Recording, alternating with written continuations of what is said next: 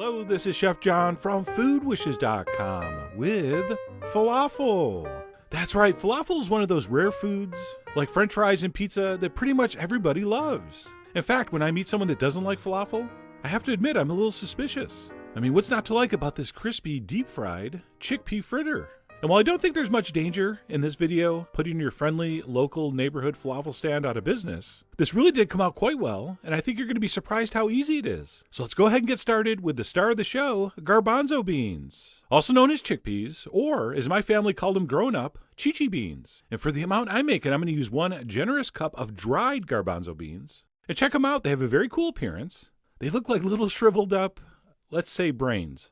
And what we need to do is soak these before we use them. So pro tip, if you want to make this today, make sure you do this step yesterday. All right, because what we need to do is cover these in cold water and let them soak at least overnight. Personally, I think 24 hours is better, but overnight should be fine. So like I said, we'll cover those with a few inches of cold water, and we'll put that in a place where there's a pretty good chance it won't get knocked over. And as long as you've covered those with enough water, the next day they should look something like this.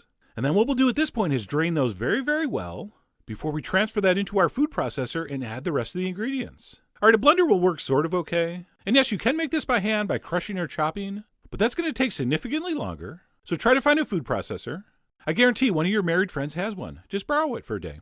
Tell them you're going to make it worth their while with falafel. But anyway, we're going to go ahead and dump in our now very well drained beans, to which I'm going to add some diced onion. And by the way, even though this is going to get processed, I think it mixes more evenly if you start by cutting the onion nice and small first. So I'm going to add in about half an onion, along with a whole bunch of minced garlic. We're also going to need a whole bunch of freshly chopped Italian parsley. Some people also like to use cilantro here, or a combination. We're also going to need some salt, as well as some freshly ground black pepper.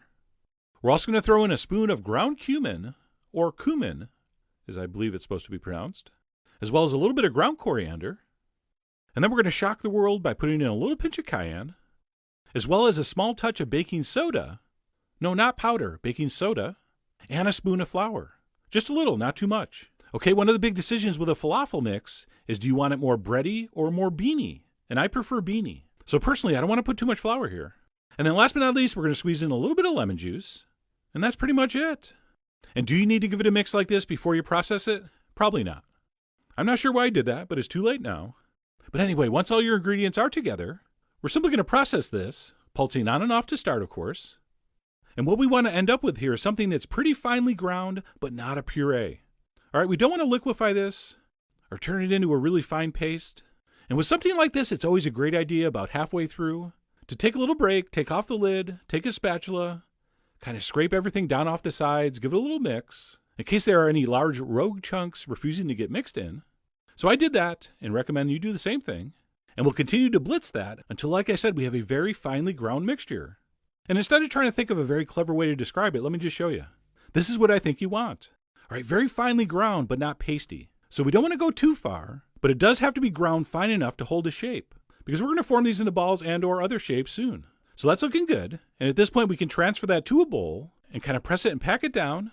And then what we want to do is cover this and let it sit for an hour or two before we start forming our falafel. And yes, I have done these without letting it rest, and it does work. But by sticking it in the fridge for an hour or two, those flavors really are going to meld together, and it's going to be a little easier to work with, which is never a bad thing. So I did pop mine in the fridge for a couple hours, after which we're ready to shape. And I'm just going to make some small balls. I'm going to use one of these little sorbet scoops, which not only gives me the shape I want, but it also ensures these are about the same size each. And by the way, one tip, if you moisten your fingers, these are a lot easier to work with.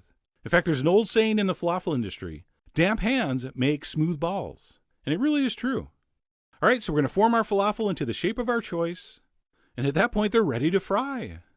So we're going to cook these in 350-degree oil for roughly 5 minutes, and of course, that time's going to vary with your size and shape, but for the ones I did here, 5 minutes was just about perfect, and I'm just playing with them here. You don't have to do this.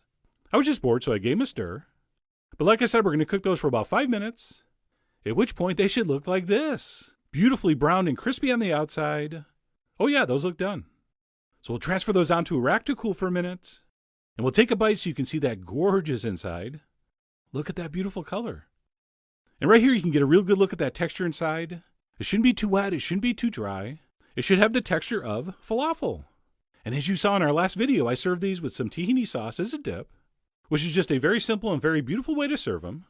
And I hear you out there, those look amazing. But Chef John, I don't have a deep fryer. There's no way I could do these. Well, I got some great news. You don't need a deep fryer. Instead of making balls, just flatten them out into patties and pan fry them for a couple minutes per side. It works beautifully. And they really do come out just as gorgeous, and as you're about to hear, just as crispy.